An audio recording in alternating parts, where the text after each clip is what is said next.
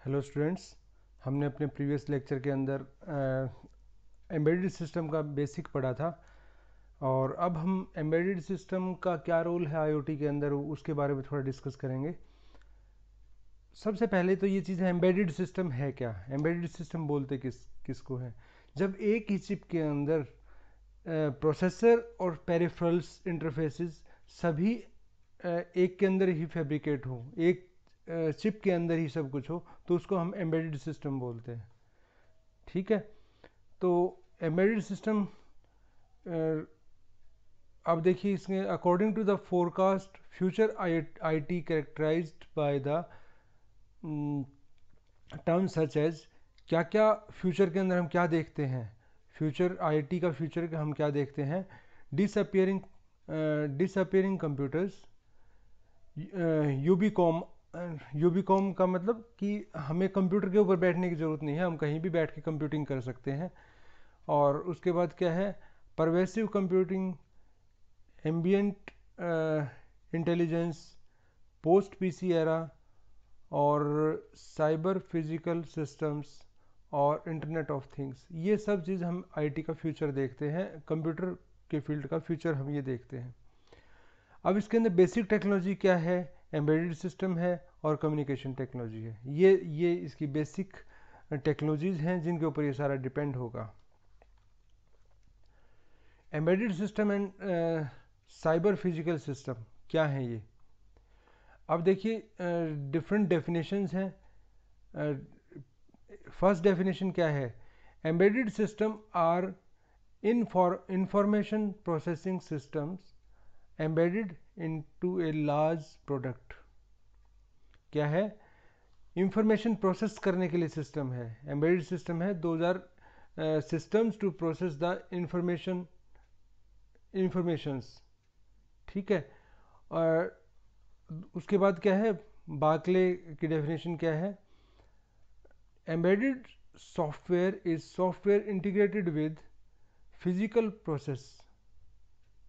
ठीक है, embedded software क्या है, एम्बेडेड सॉफ्टवेयर फिजिकल प्रोसेस के साथ इंटीग्रेट होते हैं, तब वो जाके कोई कुछ आउटपुट दे पाते हैं। Technical problem is managing time and concurrency in the computational system।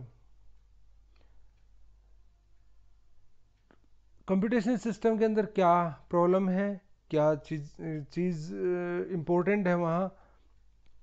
Time और कंकरेंसी। कंकरेंसी क्या होता है? टाइम को मैनेज करना का तो आपको पता है कि कैसे हम उनकी डिफरेंट एक्टिविटीज़ को मैनेज कर सकते हैं। और कंकरेंसी क्या होता है कि किसी भी इवेंट को, किसी भी प्रोग्राम को आप पार्शली एग्जीक्यूट करते हो without affecting the final results, उसको बोलते हैं कंकरेंसी। अब साइबर फिजिकल, साईफाई बोलते हैं जिसको, साइबर फिजिकल सिस्टम क्या होता है? these CPS, these are the integrations of computation with the physical process। Computation का फिजिकल प्रोसेस, जो भी आपके आसपास फिजिकल प्रोसेसेस हो रहे हैं उनका कंप्यूटेशन के साथ क्या लिंक होगा, क्या इंटीग्रेशन होगा, वो किससे पता लगता है आपको? Cyber physical system. अब तक हमने आईओटी इतना पढ़ा है, इतना कुछ हम पढ़ चुके हैं आईओटी के अंदर, तो आपको कम से कम ये आइडिया तो हो रहा है मैं क्या क्या बात कर रहा हूँ, कि जो भी आईओटी के अंदर जो प्रोसेस हो रहे हैं 2000 साइबर फिजिकल सिस्टम्स उससे रिलेटेड है। ठीक है, तो इट मीन्स कि जो हमारे यहाँ फिजिकल प्रोसेसेस हो रहे हैं, और यहाँ पे भी हम फिजिकल प्रोसेसेस की बात करें जिसमें हम सॉफ्टवेयर को हमने इंटीग्रेट कर दिया कि फिजिकल प्रोसेसेस के साथ। ठीक है, एम्बेडेड सिस्टम हार्डवेयर की बात करते हैं। हार्डवेयर के अंदर क्या है, ए टू डी कन्वर्टर, यहाँ ये है, ये फिजिकल एनवायरनमेंट है। ठीक है, यहाँ फिजिकल एनवायरनमेंट को कौन करेगा? सेंसर इसको सेंस करेगा, ये सेंसर ने डाटा आगे भेजा कन्वर्ट करके, रिक्वायर्ड मीन्स जो जैसा सिग्नल चाहिए उस टाइप के सिग्नल में कन्वर्ट करके भेजा। ठीक है, जैसे जो भी सिग्नल का नेचर होना चाहिए, डिजिटल चाहिए तो डिजिटल में कन्वर्ट करके भेजेगा, जो लेवल पोटेंशियल का चाहिए वो उस पोटेंशियल के अंदर भेजा जाएगा। ठीक है, सो दैट कि जो सिस्टम नेक्स्ट जो स्टेज है उसके कंपेटिबल हो जाए, वो सिग्नल नेक्स्ट स्टेज के कंपेटिबल हो जाए। उसके बाद क्या है, इंफॉर्मेशन प्रोसेसिंग। नेक्स्ट क्या है, डिस्प्ले के लिए चला गया, डी टू ए कन्वर्टर से फीडबैक में भी चला जाएगा, फिर एक्चुएटर के अंदर चला गया, एक्चुएटर से फिर उस मीन्स ये प्रोसेस चलता रहेगा। क्योंकि एक्चुएटर के अंदर जब जाएगा तो एक्चुएटर ने फिजिकल एनवायरनमेंट को फिर अफेक्ट किया, फिजिकल एनवायरनमेंट को अफेक्ट किया तो फिर सेंसर में जाएगी, सेंसर में जाएगी तो फिर यहाँ से ये प्रोसेस चलता रहेगा। आप एक एसी का एग्जांपल ले सकते हो। आपके घर में जो एसी यूज़ होता है, एयर कंडीशनर यूज़ होता है, उसके अंदर सेंसर सेंस करता है रूम का टेम्परेचर, फिर ये प्रोसेस चलता है। उसके बाद क्या होगा, यहाँ डिस्प्ले में आपको दिखेगा टेम्परेचर कितना है, ठीक है। और उसके बाद यहाँ एक्चुएटर के अंदर क्या है कि एक्चुएटर उसके जो कंप्रेशर होता है उसको ऑन या ऑफ, एक्चुएटर में वहाँ कंप्रेशर है एक तरीके से, कंप्रेशर ऑन या ऑफ होगा तो उससे क्या होगा, फिजिकल एनवायरनमेंट में चेंज होगा, मीन्स बाहर के टेम्परेचर में चेंज आएगा, बाहर के टेम्परेचर में चेंज आएगा तो फिर से सेंसर के ऊपर जाएगी। ये इस तरीके से क्लोज लूप में चलता रहता है। उसके बाद क्या है, ऑटोमेटिव इलेक्ट्रॉनिक्स। क्या है ऑटोमेटिव इलेक्ट्रॉनिक्स, एबीएस, जहां हम यूज़ कर सकते हैं ये सब system, use of functions by embedded processing. कौन कौन से फंक्शंस हम देख सकते हैं, anti braking, anti lock braking system, ABS जिसको बोलते हैं। उसके बाद ESP, electronic stability control, air bags, ये सब चीज़ें हम किसके अंदर देख सकते हैं, आज मॉडर्न जो व्हीकल जा रहे हैं उनके अंदर देख सकते हैं। Air bags, efficient automatic gear box. उसके बाद theft prevention with the smart keys, blind angle alert systems, ये सारे एक स्मार्ट व्हीकल के फीचर्स हैं जो हम एग्जांपल दिया है यहाँ कि ऑटोमेटिक सॉरी ऑटोमोटिव के अंदर, ऑटोमोबाइल के अंदर इलेक्ट्रॉनिक्स का क्या यूज़ है, ठीक है। ऑटोमोबाइल के अंदर इलेक्ट्रॉनिक्स का क्या यूज़ है, तो यहाँ क्या है, body, engine, telematics, media, safety, ये सब मिला के ये सारा मल्टीपल नेटवर्क्स हैं। और मल्टीपल नेटवर्क प्रोसेसर वो क्या है, सेल्फ ड्राइविंग व्हीकल। यदि मैं सारे नेटवर्क्स को इकट्ठा कर दूं, सब प्रोसेसर्स को इकट्ठा कर दूं, एक ही नेटवर्क के अंदर इकट्ठा हो जाएं, कंबाइन हो जाएं, तो ये क्या बनाएंगे, सेल्फ ड्राइविंग व्हीकल्स बनाएंगे। फॉरेस्ट्री मशीन्स, फॉरेस्ट्री मशीन के अंदर जो नेटवर्क कंप्यूटर सिस्टम, यदि मैं ये ऑटोमेटिक ही यूज़ करता हूँ, इसके अंदर कोई ड्राइवरलेस यूज़ करता हूँ, तो क्या है, नेटवर्क कंप्यूटर सिस्टम। इसके अंदर कंट्रोलिंग आर्म्स एंड टूल्स, जो इसकी आर्म्स हैं उसको कंट्रोल करना, उसके टूल्स को कंट्रोल करना। नेविगेशन द फॉरेस्ट, फॉरेस्ट का नेविगेशन होना चाहिए। उसके बाद रिकॉर्डिंग द ट्रीज हार्वेस्ट, किन किन ट्री को हार्वेस्ट किया जा चुका है, काटा जा चुका है, क्रूशियल टू एफिशिएंट वर्क, ठीक है। Tough enough to be out in the woods, ठीक है। ये सब चीज़ें करना, it will be tough but we are doing this. और एग्जांपल देख लीजिए आप, ये बिल्डिंग्स के अंदर integrated cooling, lighting, room reservation, emergency handling, communication, ये सब चीज़ें यहाँ आप एग्जांपल मिलेंगे आपको। जो चीज़ आप ऑटोमेटिकली आप करोगे या आप आईओटी के थ्रू कर सकते हैं, या कंट्रोलर का यूज़ करके कर सकते हैं, या कंप्यूटर्स का यूज़ करके कर सकते हैं। बात एक ही, आप किसी भी चीज़ किस तरीके से बोल रहे इसको। गोल क्या है, जीरो एनर्जी बिल्डिंग, ठीक है। Expected contribution to the fight against the global warming, इसके अंदर क्या है, सोलर पैनल्स यूज़ करते हैं। अंदर कितनी इलेक्ट्रिसिटी की रिक्वायरमेंट है और बाहर से कितनी इलेक्ट्रिसिटी बन रही है, तो उसका कैलकुलेशन होता है इसके बेस पे, ठीक है। एम्बेडेड सिस्टम हार्डवेयर, सॉरी ये तो एक मिनट। कॉमन कैरेक्टरिस्टिक क्या है सिस्टम की, एम्बेडेड सिस्टम की, dependability, single function, tightly constant, और low cost, low power, small fast, और रिएक्टिव एंड रियल टाइम, ठीक है, ये हम अभी आगे पढ़ेंगे। सबसे पहले है डिपेंडेबिलिटी। जो एम्बेडेड सिस्टम है वो डिपेंडेबल होना चाहिए। डिपेंडेबल किसके होना चाहिए? जो भी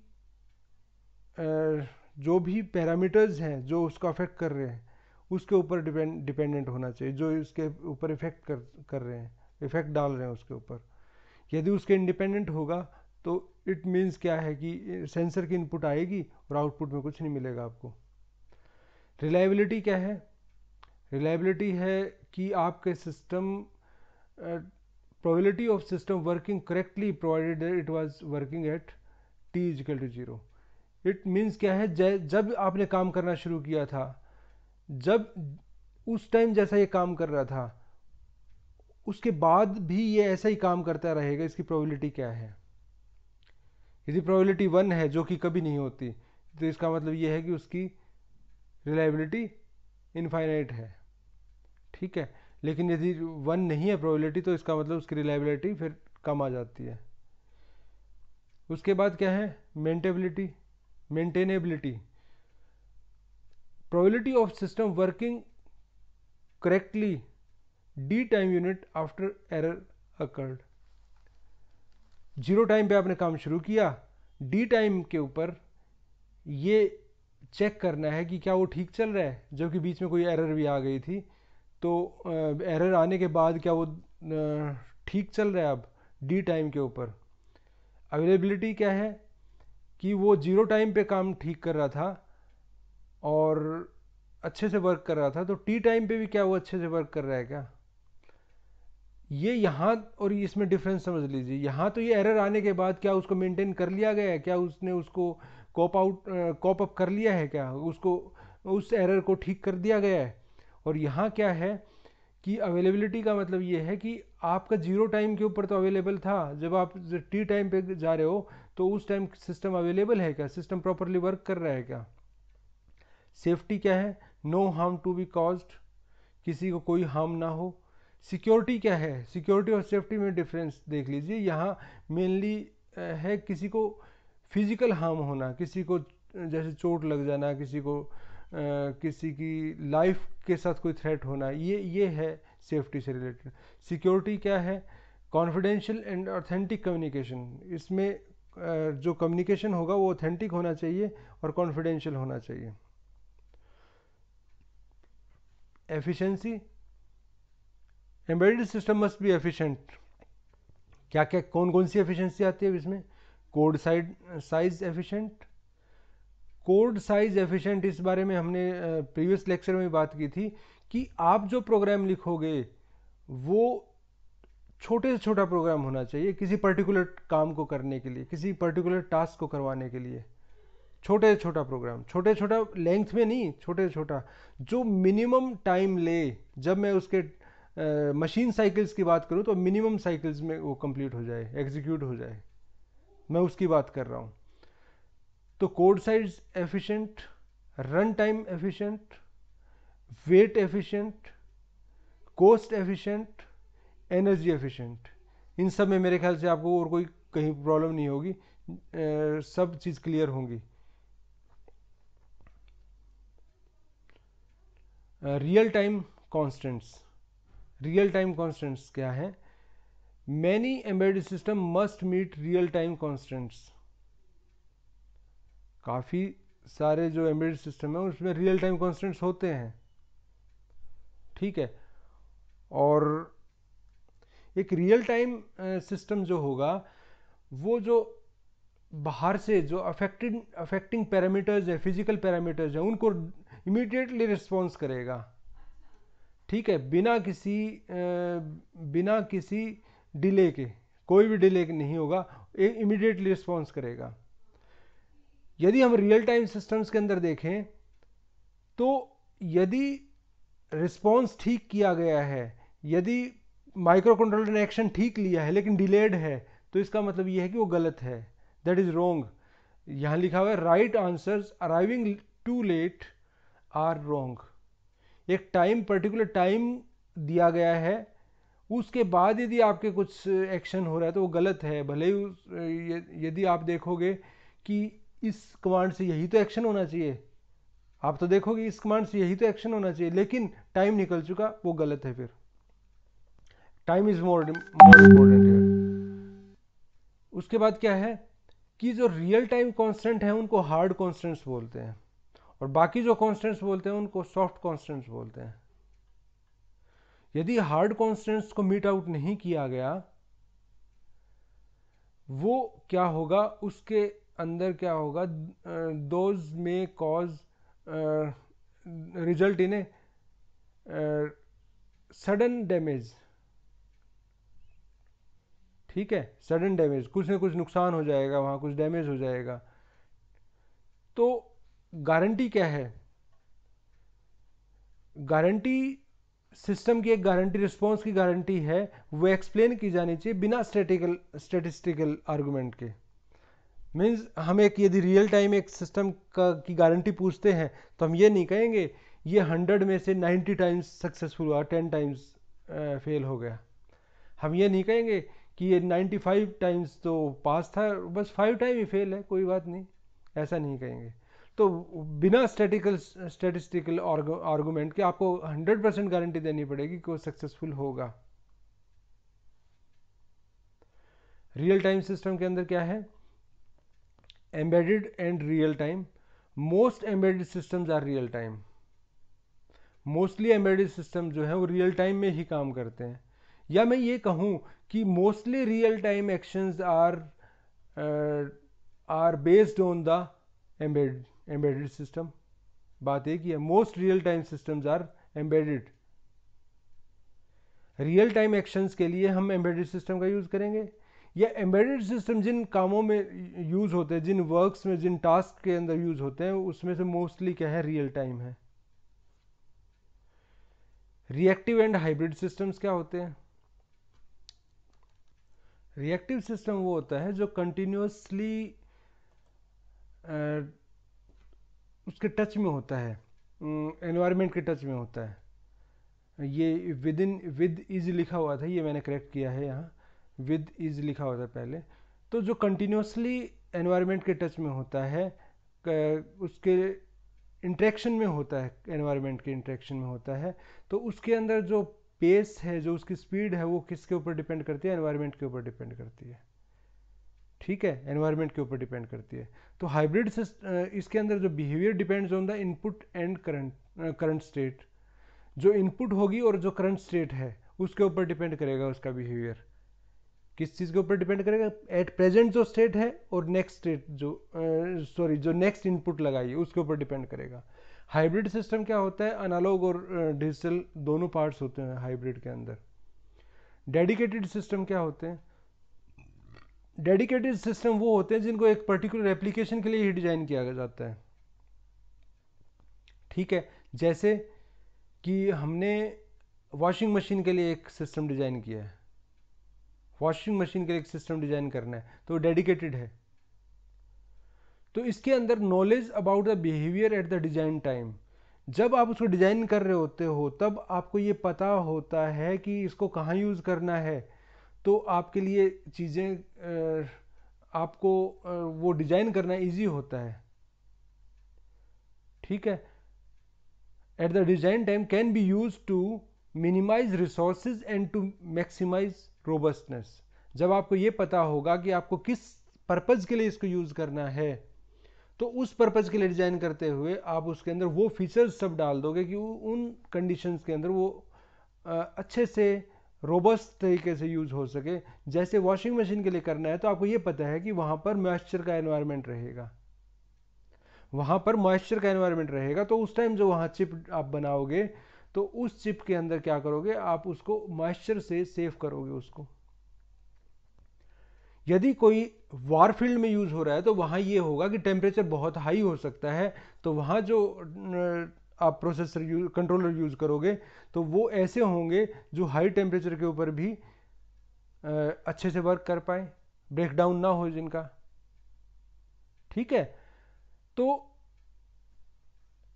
जो डेडिकेटेड यूजर इंटरफेस होते हैं उसके अंदर क्या होगा कि स्पेसिफिकली आपको पता होगा कि ये किस पर्पस के लिए ये चीज़ यूज़ होने वाली है। डिज़ाइन चैलेंज क्या है? टाइम टू प्रोटोटाइप, प्रोटोटाइप बनाने में आपको कितना टाइम लगा, ठीक है। टाइम टू मार्केट, उस चीज़ को मार्केट में लाने में कितना टाइम लगा आपको। प्रोटोटाइप, आप जिस दिन आपके मन में विचार आया पहली बार, ठीक है, मार्केट पहली बार विचार आया, तब से आपका काउंट डाउन शुरू हो जाता है, और वो फिर काउंट शुरू हो जाता है, काउंट डाउन नहीं, काउंट शुरू हो जाता है, और फिर आपका जब प्रोटोटाइप बन के तैयार होगा तब हम उसको बोलेंगे टाइम टू प्रोटोटाइप। और टाइम टू मार्केट क्या होता है? वो मार्केट, वो टाइम जो रिक्वायर्ड होता है आपके प्रोडक्ट को मार्केट में सेल के लिए उतारने के लिए, मतलब सेल के लिए मार्केट में आ चुका तब तक का जो टाइम है वो क्या है, टाइम टू मार्केट। एनआरई क्या होता है? नॉन रिकरिंग इंजीनियरिंग कॉस्ट, वो कॉस्ट जो वन टाइम कॉस्ट होंगी, ठीक है, आप जो आपके सिस्टम को डिजाइन करने के लिए यूज हुई, वन टाइम कॉस्ट। क्योंकि जब आप सिस्टम को आपने डिजाइन करना शुरू किया तो आपने लैब एस्टेब्लिश की, लैब एस्टेब्लिश की, तो क्या हुआ, वहाँ कुछ इन्वेस्टमेंट्स हुए। अब क्या हुआ कि जब आपने एक प्रोटोटाइप बना लिया, तो उसके बाद जब आप जितने भी ज़्यादा और बनाओगे तो वो एनआरई जो है, नॉन रिकरिंग इंजीनियरिंग कॉस्ट है, वो उन सब में डिस्ट्रीब्यूट होती चली जाएगी। तो नॉन रिकरिंग इंजीनियरिंग कॉस्ट ये भी हम मिनिमम रखने की कोशिश करते हैं कि मिनिमम रहे, लेकिन ये कॉस्ट जो इंफ्रास्ट्रक्चर की जो कॉस्ट आएगी, डिजाइनिंग के लिए इंफ्रास्ट्रक्चर भी चाहिए, उसकी जो कॉस्ट आएगी वो तो आएगी ही आएगी। फ्लेक्सिबिलिटी क्या होता है कि फंक्शनलिटी चेंज हो जाए। जब आपने कोई सिस्टम बनाया है, जब आपने एक कोई हार्डवेयर बनाया है, और उसके बाद उसके बाद रिक्वायरमेंट हुई कि इसके अंदर इसकी फंक्शनलिटी कुछ चेंज हो जाए, चेंज कर दें हम, और वो आप बिना एनआरई को, बिना एनआरई इन्वेस्टमेंट, मतलब नॉन रिकरिंग इंजीनियरिंग कॉस्ट, उसको बिना बढ़ाए आप वो काम कर पाओ, ठीक है, तो वो होता है फ्लेक्सिबिलिटी। अब क्या है, देखिए, फॉर एग्जांपल एक इंडस्ट्री के अंदर बाइक बन रहे थे, ठीक है, बाइक मोटरसाइकिल बन रहे थे, और वहाँ क्या किया, मोटरसाइकिल के अंदर प्लांट के अंदर मोटरसाइकिल में नया डिजाइन आ गया कि उसके शेप में थोड़ा चेंज कर दिया गया, मोटरसाइकिल की शेप में चेंज कर दिया गया। पहले ये वन साइलेंसर था, अब टू साइलेंसर वाले आ गए, ठीक है, थोड़ा सा कुछ और चेंज किया, तो क्या हुआ, जो उसकी डिजाइनिंग में चेंज आया वो बिना एनआरई को, बहुत हैवी एनआरई, बिना एनआरई को छेड़छाड़ किए यदि आपने वो कर दिया, वो जो चेंजेस आए वो इंप्लीमेंट कर दिए, तो इट मीन्स कि फ्लेक्सिबिलिटी है, ठीक है। सेम वे यदि आप एम्बेडेड सिस्टम की बात करोगे तब भी यही है, आप चिप बना रहे हो, चिप में कोई चेंज आया कि ये चेंज होना चाहिए, तो आपने उसको चेंज कर दिया, और यदि उसके अंदर कॉस्ट बहुत ज़्यादा नहीं आई एनआरई के अंदर, तो इट मीन्स कि फ्लेक्सिबिलिटी है, और यदि कॉस्ट ज़्यादा आई तो इसका मतलब फ्लेक्सिबिलिटी नहीं है। ऑब्वियस डिजाइन गोल, ये क्या है, construct and implementation with desired functionality. आप कोई ऐसी ऐसी चीज बना रहे हो जिसके अंदर आप कुछ फंक्शनलिटी चाहते हो, वो हो। ऑब्वियस डिजाइन गोल, जो जो डिजाइन गोल्स, जो चीज आपको चाहिए वो उसमें है या नहीं है। आप एक सिस्टम डिजाइन करने लगे, आप चाहते थे ऐसे ऐसी चीज हम बनाने जा रहे, बन कुछ और गया, तो क्या है, जो डिजाइन गोल्स थे वो अचीव नहीं हुए। एक पर्सन बेड बनाने जा रहा था, बेड नहीं, सिंपल प्लंग बोलते हैं जिसको, जिसके फोर फोर लेग्स होती हैं, और वो बनाने जा रहा था। उसने क्या किया, उसकी हाइट पे ध्यान नहीं दिया, बाद में पता लगा वो तो टेबल के साइज की बन गई, ठीक है। तो इट मीन्स क्या है कि उसके जो डिजाइन गोल्स हैं वो कंप्लीट फुलफिल नहीं हुए। तो जो आपकी डिजायर्ड फंक्शनलिटी है, जो आप चाहते हो, वो चीज़ बन के आ रही है नहीं आ रही। ठीक है, ये कुछ 3 पैरामीटर हैं। Key design challenge, simultaneously optimizing numerous design metrics. आपको एक साथ ही कई चीज़ें ऑप्टिमाइज करनी है। जनरली क्या होता है, जब आप डिजाइनिंग के अंदर काम बात करते हो तो एक पैरामीटर को जब आप कम करने लगते हो तो दूसरा पैरामीटर इंक्रीज होता है। यदि एक पैरामीटर को इंक्रीज करते हो, दूसरा पैरामीटर हो सकता है डिक्रीज हो जाए। आपको दोनों को बढ़ाना चाहते हो, दोनों को इंक्रीज करना चाहते हो, लेकिन जब आपने एक को इंक्रीज किया दूसरा डिक्रीज होने लगा, तो वहां क्या है, वहां क्या होगा, आपको उन चीज़ों के बीच में ऑप्टिमाइज करना पड़ेगा। जैसे याद करो, जब मैं आपको एम्पलीफायर्स बता रहा था, एम्पलीफायर्स के अंदर मैंने आपको ये बताया था, जो कलेक्टर रेजिस्टेंस है, यदि उसकी वैल्यू आपको इंक्रीज या डिक्रीज करनी है, तो यदि आपको डीसी लॉस बचाना है तो आपको आर की वैल्यू, कलेक्टर रेजिस्टेंस की वैल्यू डिक्रीज करनी पड़ेगी। याद कीजिए आप। ठीक है, और यदि मुझे एसी लॉस बचाना है तो मुझे आर की वैल्यू, जो रेजिस्टेंस, कलेक्टर रेजिस्टेंस की वैल्यू इंक्रीज करनी पड़ेगी, तभी वो मैक्सिमम आउटपुट में आएगा, अदरवाइज अंदर ही सिंक हो जाएगा वो। तो क्या है कि वहां क्या हुआ कि हमें चीज़ों को ऑप्टिमाइज करना पड़ा। तो there are many design metrics, बहुत सारे डिजाइन मैट्रिक्स हैं जिनको हमें साइमल्टेनियसली ऑप्टिमाइज करना पड़ता है। ऑप्टिमाइज करना पड़ता है, मैक्सिमाइज नहीं बोला मैंने, ऑप्टिमाइज करना पड़ता है। मैक्सिमाइज तो सभी को कर ही नहीं सकते। Design metrics a measurable feature of a systems implementation. Design metric किसको बोलेंगे कि कोई चीज हम बनाने जा रहे हैं तो उसके जो डिजाइनिंग है, जिसको हम मेजर कर सकते हैं, उसकी लेंथ कितनी है, वेट कितना है, विड्थ कितनी है, और ठीक है, हाइट कितनी है उसकी, चिप की हाइट की बात कर रहा हूँ मैं यहाँ, एम्बेडेड सिस्टम की जब बात कर रहा हूँ तो, या उसके अंदर जो हमने उसके अंदर ट्रांजिस्टर्स जो लगाए हैं, उनका कितने ट्रांजिस्टर लगे हैं उसके अंदर। Optimizing design metrics is a key challenge. Design metric हमें साइज छोटा से छोटा करना होता है, तो वो भी एक बहुत बड़ा चैलेंज है। तो परफॉर्मेंस बढ़ाना, पावर इंक्रीज करना, साइज, एनआरई कोस्ट, ये सब चीजें हमारे पास हैं। तो enterprise with both software and hardware is need to optimize design metrics. हमें डिजाइन मैट्रिक्स को ऑप्टिमाइज करने की जरूरत पड़ेगी, चाहे हम सॉफ्टवेयर की बात कर लें, चाहे हम एक्सपर्टाइज लिखा हुआ है, expertise with both software and hardware is needed to optimize design metrics. हम चाहे सॉफ्टवेयर की बात कर लें या हार्डवेयर की बात कर लें, हमें दोनों को ऑप्टिमाइज करना है।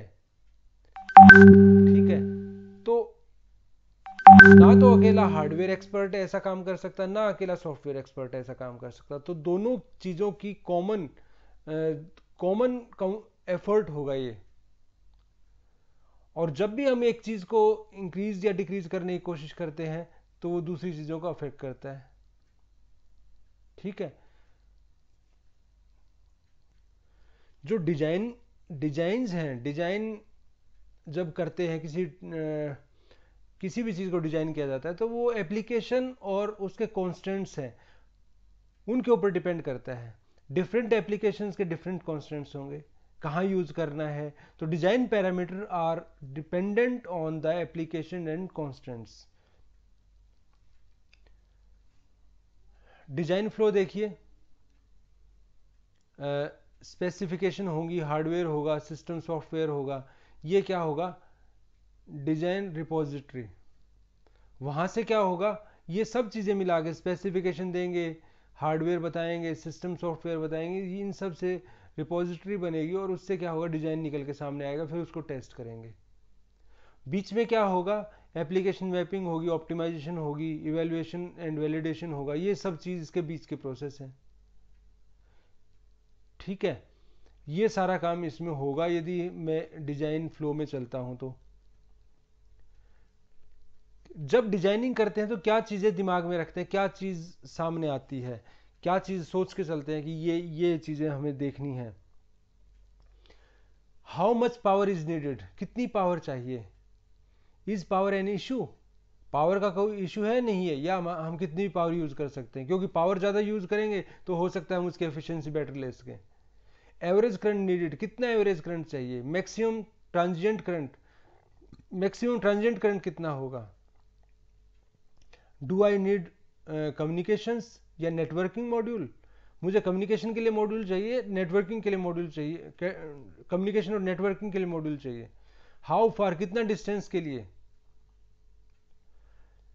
ऑथराइज्ड फ्रीक्वेंसीज क्या होंगी, मीन्स कम्युनिकेशन या कम्युनिकेशन और नेटवर्किंग। ऑथराइज्ड फ्रीक्वेंसी क्या होंगी, किन फ्रीक्वेंसीज पे काम करना है। एंटीनास का साइज क्या होगा, रिक्वायर्ड पावर, पावर कितनी यूज करनी है। इज इट वन डिवाइस और इन ए नेटवर्क, क्या अकेली डिवाइस स्टैंड अलोन वर्क कर रही है या नेटवर्क के अंदर वर्क कर रही है। एक तो अकेले ही सिग्नल ट्रांसमिट कर रही हो, किसी को किसी के साथ नेटवर्किंग में नहीं है। डू आई नीड रूटिंग, क्या मुझे रूटिंग भी करनी पड़ेगी। ये सब चीज़ों के आंसर आपके पास होने चाहिए। अब डाटा रेट देखिए, यदि डाटा रेट के अकॉर्डिंग देखें तो ये कैरियर फ्रीक्वेंसी है और यहाँ पर क्या है, ये डाटा रेट है। तो डिफरेंट टेक्नोलॉजीज का ये दिखाया है। अब यहाँ आप देखेंगे कैरियर फ्रीक्वेंसी है और यहाँ क्या है कि पावर डिसिपेशन का दिखाया है। ठीक है, तो पावर डिसिपेशन इसके अंदर देखिए, यहाँ हाई फ्रीक्वेंसी को के ऊपर है ये, तो ज़्यादा पावर कंज्यूम कर रहा है। लो फ्रीक्वेंसी के ऊपर है तो कम पावर कंज्यूम कर रहा है। ठीक है, ये लो फ्रीक्वेंसी के ऊपर बहुत कम पावर कंज्यूम कर रही है। ठीक है, बहुत ज़्यादा आप ये लीनियर रिलेशन नहीं कह सकते, और भी चीज़ें हैं जिसके ऊपर डिपेंड कर रहा है, लेकिन आप ये नहीं कह सकते बिल्कुल कि डायरेक्ट रिलेशन है, ऐसा कुछ नहीं है इसके अंदर।